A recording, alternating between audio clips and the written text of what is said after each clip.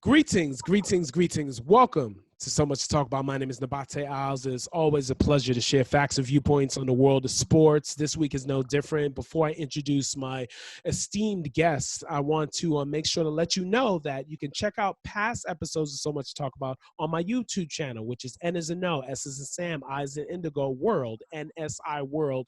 The YouTube channel has past interviews with many wonderful individuals that are either covering the game or playing a game or just a fan of the game. I have some musicians that are fans of sports and everything. So you can definitely check out the wonderful people that I've been able to interview throughout my time here of having so much to talk about for 14 years. So now I want to introduce this gentleman who is one of the major voices in baseball journalism. And this man has done a lot. He's the senior writer for USA Today. He's also served with many different publications like the Sporting News. He's been on MSNBC often, also Los Angeles Times, Kansas City Star. And I mean, a lot that he has done. Also, he's also a Major League Network insider, as well as the BBWAA, which is the Baseball Writers Association of America, Arizona chapter chairman, and a Hall of Fame voter as well. It is my pleasure to introduce the great Mr. Bob Nightengale on So Much to Talk About. How are you, sir? Doing well. Thanks for having me. Oh, my pleasure. And how are you and your family dealing with this pandemic? And you're in Phoenix, Arizona. You're in one of the hot spots. So how are you keeping you and your family safe and everything? Yeah, just this was a safe spot for a while. And tell you what, when it opened up early, about half of California came on over to party during Memorial Day weekend. It was like, I think that might have, I think that contributed to it. And people weren't safe. People weren't wearing masks. You know, it's supposed to be, 115, 116 degrees during the weekend, but the hot weather is not killing the virus. We have a scheduled 60-game season, but what's the plan that Major League Baseball is implementing? The NBA has something clear. Why not baseball? Well, they have a plan. It's over 100-page, safety and protocol. Remember at one time, a couple months ago, they're talking about a bubble themselves in Arizona. You use that field where the Diamondbacks play in the spring training sites. Mm-hmm. Obviously, the way the pandemic has come here, it would not have worked. So that went by. You talked about having, using Arizona, Texas. That went away. Mm-hmm. So now what the players wanted, in MLB as well, let's just have it in every ballpark. Only certain people can get into the ballpark. Restricted to the press box. No scouts. Very few people allowed in that clubhouse, just maybe a manager and a couple of trainers besides the players, obviously. Social distancing. So we'll see how it works. I mean, this is their best chance. And they've been very encouraged in the fact that since players returned for spring training, they only had 13 positive tests. So 0%. Yes. That's encouraging. Yes, no, absolutely. Yeah, because the overall through June 9th, I've seen at 1.8% of the 3,748 total tests have been positive, which is that is encouraging. It's better than what's going on in the rate in this country. Yeah, and that 1.8%, that even included people coming from all the different regions of the country, different countries, and so the fact now they're kind of in together, social distancing, wearing masks, and everything else. In Toronto, I mean, Canadian law is much more strict, and those pass 2 negative tests before they get board a plane, and now they have to stay at the hotel that's connected to the Sky Dome there, or you can't play. If you're caught outside that hotel where they practice, it's a $750,000 fine. So I don't think anybody's going to be leaving that bubble. Yeah, that is for sure. That is for sure. Here on So Much to Talk About with the great baseball writer from USA Today, Mr. Bob Nightengale, one of the best in the business for sure. And Bob, now there are players that are opting out. The major name is Buster Posey, 3-time World Series champ, future Hall of Famer. I mean, really, he has nothing really to prove. And also the Giants are not looking to contend, especially in a short season of 60 games. But Mike Trout has expressed that he's not sure. And because his wife is pregnant. Now, the popularity of baseball has already been suffering, especially through the tension between the owners and the players. How important is it for Mike Trout to play, since he's by far the most popular player in the game? Yeah, tremendous pressure on him to play. No one has more pressure on him than Mike Trout. Mm-hmm. His wife is pregnant and due with her first baby in August. He's not going to miss that. I think he takes, a few extra days instead of just a 3-day maternity leave. I could see him taking, a week off. Mm-hmm. He has to play. Baseball needs him. His teammates know, if we're going to compete and everybody can contend in a 60-game season, they need to have him play. Corporate sponsors, everything else. So, unless it gets, the pandemic spreads on the team and he feels it's unsafe, I really believe he plays. And Posey, Posey's, he and his wife just officially adopted twins that were born premature last week ago. Yes. At 32 weeks. So if that hadn't happened, he would be playing. But, with the premature babies like that, you can be very, very careful. And so I'm putting my family ahead of baseball. Right. No, absolutely. And I definitely should have mentioned that. That's an important reason why Buster Posey is not playing. Not that the Giants are not good, So, but wow. Now, no, but it's important for Trout and to be able to play, like you said. And overall, in the 60-game format is very interesting, Bob. Now, there are a lot of veteran teams, like the Yankees, like the Astros, the Dodgers too, the teams that have been there before, Chicago especially. They're veteran teams that have experience. Now, you notice that in a baseball season, 162 games, 70, 80 games is when a team starts to hit their stride, especially the veteran teams that have that experience. How exciting is it now that you have to come out the gate and these young teams like Chicago, like Tampa Bay, those teams are going to ready to make the next step for sure. Maybe Miami, maybe too, that could have a hot start. So how exciting will it be? Yeah, it's going to feel like a NFL season. Every game is going to mean, almost 3 times as much. Mm-hmm. Great week, hey, you're sitting pretty. If you have a bad stretch, you're out of the playoffs. You can't do what the Nationals did last year. Start up at 19-31. That's right. You're done. Right. You're done. Yeah. Pittsburgh Pirates last year were just a half a game behind the Cardinals at the All-Star break. So what this does is reward teams that don't have depth.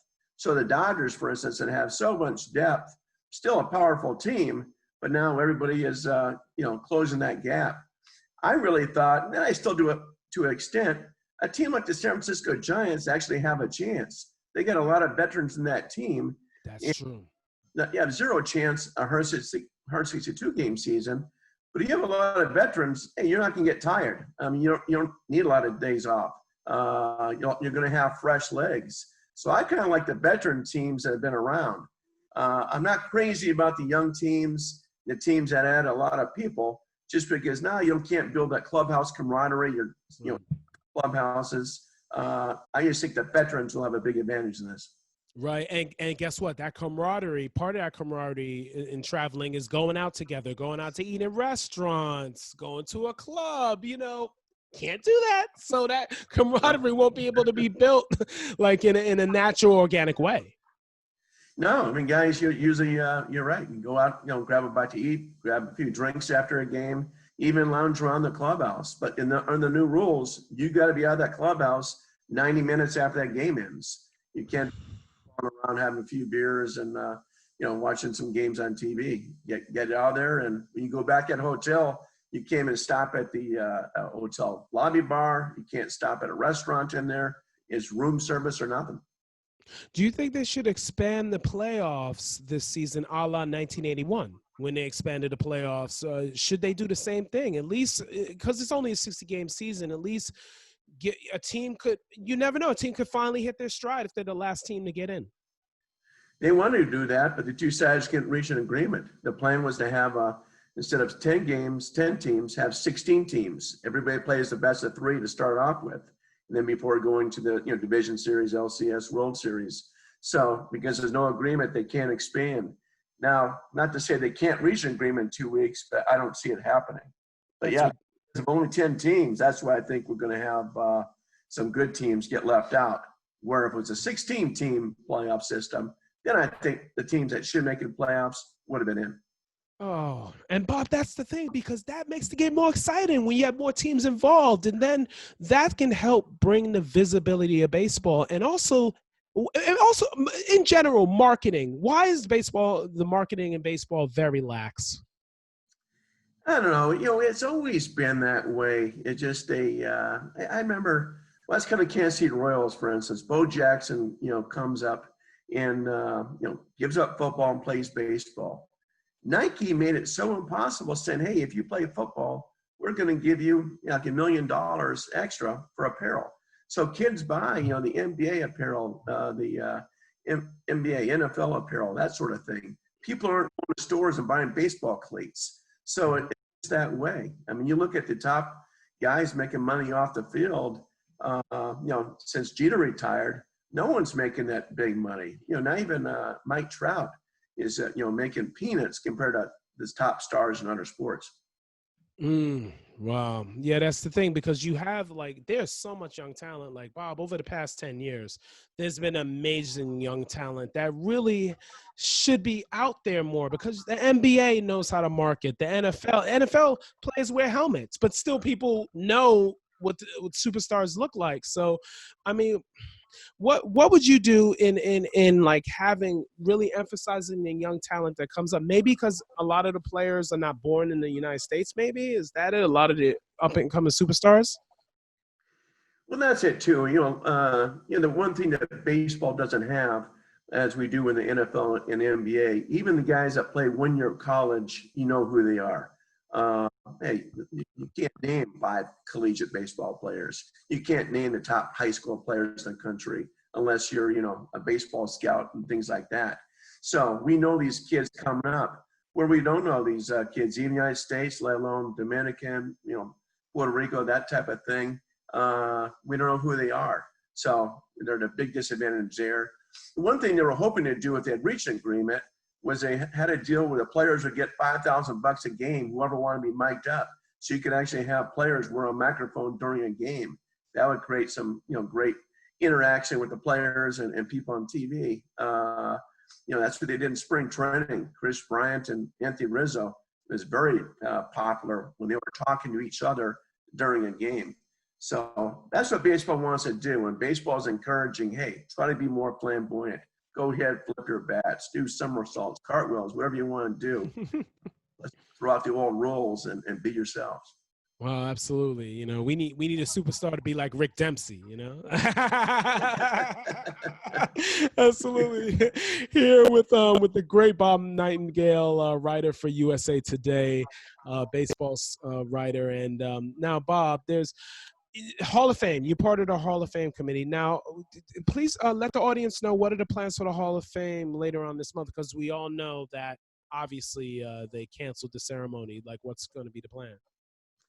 Yeah, it's too bad. It's my favorite weekend of the year. Yes. This year is supposed to be July, the third weekend of July. And so what they do, just push everybody back to next year. So, so people still can celebrate, Derek Jeter and Larry Walker, those guys that get in the Hall of Fame, that supposed to get in the Hall of Fame this year, next year. And probably the only new inductee would be Curt Schilling. So there's plenty of room, and there's not going to be a real crowded class anyway. There's no upcoming ballot that's probably going to make the Hall of Fame. So it's better to do it this way. Just push everything back a year than doing it like a virtual Hall of Fame ceremony, which would have, the emotion and attention those guys deserve to get. Wow. Now, you know, it's going to be interesting, right? It's going to get a lot of attention because next year is the 10th year and the last year eligibility for Barry Bonds and Roger Clemens. So now, do they finally get in? And do they deserve to get in? I want to get your take on that. Or did they deserve to wait so long? That's Yeah, well, yeah, actually 2 more years. They got 2 years left. 2 more years. Okay, yes. Okay. Yeah, okay. 2 years left. Sorry about that. Those are the first. So when I get my ballot every year in December, deliberately, the first 2 names I check every single year, Barry Bonds and Roger Clemens. Yes. The greatest players, not only just of the generation, but baseball history, particularly Bonds. I mean, outside Babe Ruth, you can argue that Barry Bonds is the greatest player who's ever lived. I'm talking about Hank Mays. No one dominated a game like Barry Bonds did. He's like the Will Chamberlain, kind of like the Will Chamberlain of baseball. Exactly. Him and Babe Ruth, you know, Yeah, didn't have the rings, but he had everything else. That's a great point. In every game. So yeah, people say, well, the PEDs. You know what? There's so many guys that are in the Hall of Fame right now that were under PEDs and suspicions and everything else. There was no testing program back then. You know, nothing was going on. It's like if you're on the highway, speed limit is 55. If you know there's no cops coming around for 100 miles, you're going to go 75, not ever. And that's the way it was. Baseball actually encouraged those guys to use PEDs. I'm not talking about, people, I'm not talking about, commissioner's office, but, general managers. You wanted these guys on your team because you know what? They worked out right. They ate right. They usually, went to bed normally. They weren't at bars and nightclubs and things like that. Generally, really took care of their bodies. And general managers and managers wanted those guys on the team. And let's face it, I mean, there was a good 50% of guys doing stuff. And that's the way it was. Wild West. But, they weren't hurting anybody. They were just helping their own team and helping themselves. I feel, that Bonds and Clemens, particularly Bonds, is punished for being too good. If he hadn't broken Hank Aaron's record, I think he would have been in. Because we see all these other guys with a ton of PEDs, whether a Mike Piazza, a Jeff Bagwell, a Pudge Rodriguez, they're in, winning MVP awards and those sort of things. This is interesting. The 1986 New York Mets, and the Mets in the 80s is what made me a sports fan. They made me a sports fan pretty much. There's going to be a 30 for 30 ESPN docuseries on the 86 New York Mets. I have to ask you, are they the most compelling team in baseball history? Right up there. I mean, I'm not sure what's going on as far as, the 30s, 40s, 50s, but that 86 team just filled full of personalities. That's my first year covering baseball. And, I was in American League, but I did cover the playoffs and stuff. I'm reading the stories. And those guys all had a voice. They would say all kinds of crazy stuff and do wild things off the field. It was embraced. People liked it. They didn't have their camera phones. Hey, what's Mookie Betts? Mookie Wilson doing here? What's Buckner doing here? And things like that. It was just a great time. I mean, people love Strawberry and Gooden and that. And that '86 postseason was the greatest postseason of all time. Yes. About that Game 6 of the World Series for the Mets, wildest game I've ever covered. And remember that same year was when they gave up the home run to Dave Henderson. That's right. Angels. So the Red Sox, came back from the dead there to do it. And off Donnie Moore, God rest his soul, and then Dave Hendu, top of the 10th in Game 6. That was almost the game winner. Yeah. He could have built a statue of Dave Henderson. And they remember now, he was supposed to be a hero too in the '86 World Series until the crazy inning. That's right. So I remember that in the press box, there was a rain delay. It was getting late. Everybody had already on their typewriters written the stories that Red Sox break the curse. I mean, you're talking about 2 outs, nobody on. Two strikes. Yeah, nobody's even watching the game at that point until the tying run comes across. Like, oh my God! And then of course, the winning run on the Mookie Wilson Buckner play. But yeah, crazy game. And there was a day off the next day, which people love because then you can really write about what happened. That's right, because there's a rain out. It was a rain out. Yeah. Rain out, yeah.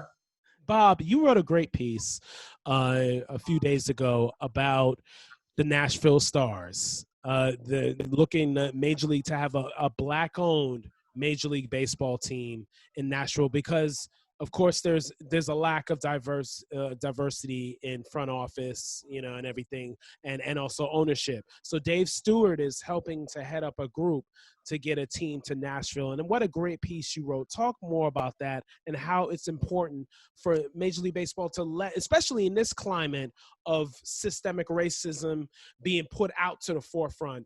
How important will it be for Nashville to have a team and for it to be black owned?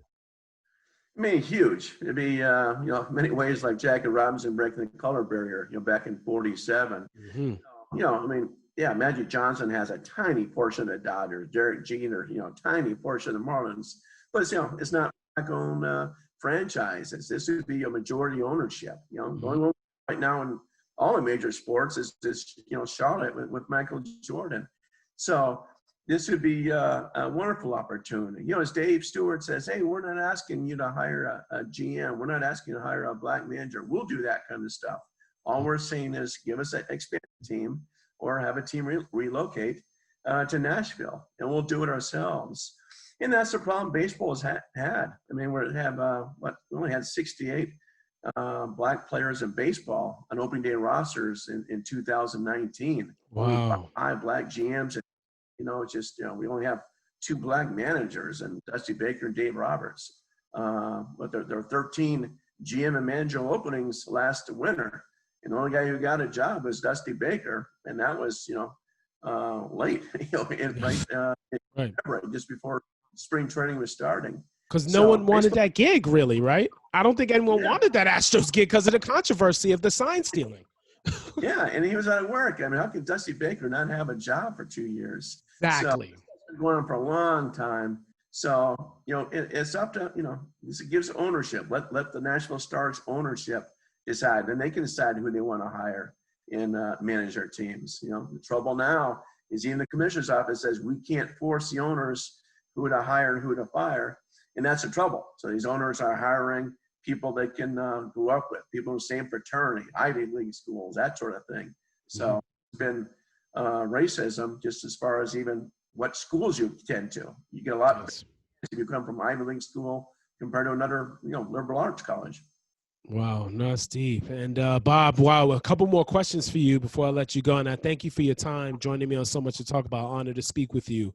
And now I wanted to ask you, as a baseball writer, you started covering in 1986. That's amazing. That's a long time. Now, talk about the personalities that really resonate to you till this day, the people you love to cover the most. Well, certainly as a manager, Dusty Baker. Dusty Baker's always spoken his mind. You mentioned Dave Stewart. Dave, since he was a player, since he was a coach, front office, agent, everything he's done has spoke his mind. I mean, these guys were outspoken well before, now. I mean, they were lone wolves. Gary Sheffield, I enjoyed talking to him as any player had been around. Gary was out there by himself. Nobody was backing him up. And he was talking about what was going on in the game, back with the racism. Hey, you better be if you're not an everyday player and you're black, you're out of the game. There's no black on the bench. There's no black pitchers that aren't throwing 95 miles an hour. If you're a soft tossing guy or junk ball, you're out. If you're a hitter and you position player and you're not hitting, you're out of the game. Where you're seeing a lot of white position players, they can't hit. Hey, let's see if they can pitch. That sort of thing. Right. So yeah, Gary Sheffield to me was by himself as far as just being so honest and open. Tony Gwynn had the most charismatic personality I've ever been around. Fabulous guy. Torrey Hunter, just a guy you just enjoy talking to about life. Yes. Hawkins, David Ortiz. Oh, you said LaTroy Hawkins, right? Yeah, LaTroy Hawkins. Yeah. And they just, those guys just jump out the top of my mind. I enjoy talking about stuff, But Bo wasn't, that type of guy, like he wasn't outspoken about what was going on. Hey, you got to sell jerseys and everything else and apparel. It's almost like Jeter, very cautious in speaking out. Yeah. But I always appreciate the guys that spoke out when it wasn't comfortable to do so. Wow, that's amazing. And speaking of Bo Jackson, that's right. You were covering for the Kansas City Star at the time, right? Yeah. When he broke in, and you thought it was just a novelty show or act, and wonderful person, and certainly the greatest athlete I've ever covered. I mean, just doing crazy things in a clubhouse. Hey, $10, I can jump over this table. Things like that. Shooting a bow and arrow in a clubhouse. And he could have been All-American gymnast, All-American swimmer, whatever he wanted to do. Yeah, fabulous athlete. Yeah, but I don't know. If I saw a bow and arrow, I'd be like, Bo needs to chill. That's what I would say. I would say that was him. Yeah, he was a hunter growing up. He saw hunts and fishes all the time. Yep. Well, and now before we go, what's next for you? What's any pieces you're working on? Any books that you have that you are looking to work on? Yeah, what do you have? What's coming up, Bob? Because you've had such a esteemed career. Yeah, just doing a few different things, kind of get ready for the season, and working a piece now named Micah Johnson, former second baseman, just played a couple years in the big leagues. He looks back now and says, I wish I had spoken out, but I didn't. So what I'm doing now is speaking out with my paintings. So now he's doing a lot of Black Lives Matters paintings and kind of documenting what's going on right now and selling those pieces in LA. So here's a guy who just, no longer playing baseball. That was his dream growing up. And now an accomplished artist living in Maine. Like I said, former Major League Baseball second baseman. But it's cool to see a guy doing that. And wow. His dream was to be a baseball player growing up. Now his dream is to be, a great artist. Bob Nightengale, I thank you so much for being on. So much to talk about. And Bob's Twitter handle, which is amazing, great tweets, one of the most popular reads in Twitter. His Twitter handle is B as in boy, and then NIGHTENGALE. That's B Nightengale, Bob Nightengale with an E, not with an I in there, with an E. So, but it's a pleasure to talk with you, Bob. Thank you for joining me on So Much to Talk About. Oh, my pleasure. Thank you. Thank you all for watching So Much to Talk About. Be safe, be blessed, stay woke. Black Lives Matter. Take care, everybody. Bye-bye.